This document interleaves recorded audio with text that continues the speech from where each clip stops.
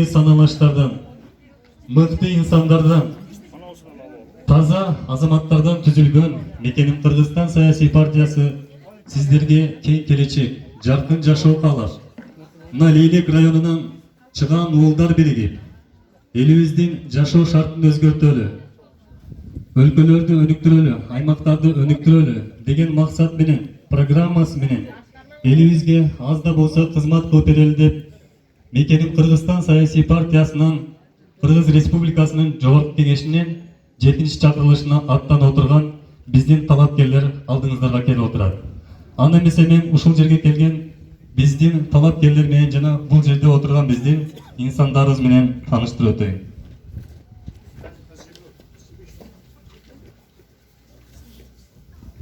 Маданияттын ардактуу ишмери Байтөреев Абдрахман Байтөреевич келип отурат. Ошондой эле саламаттыкты сактоо министрлигинин мурдагы орун басары, өзүбүздүн жердешибиз Мамбетов Касымбек Бейшенбекович келип отурат.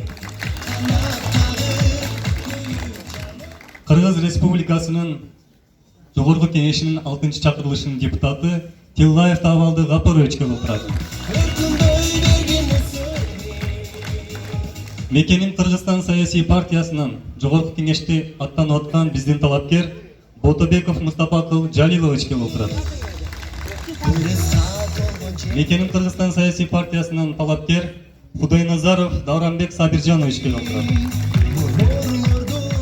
Ошондой эле Мекеним Кыргызстан саясий партиясынын Сүлүктүү шаарынан талапкер Маметов Учкунбек Зикирович келип отурат. Ардактуу мугалим Молдоканова Раты эже.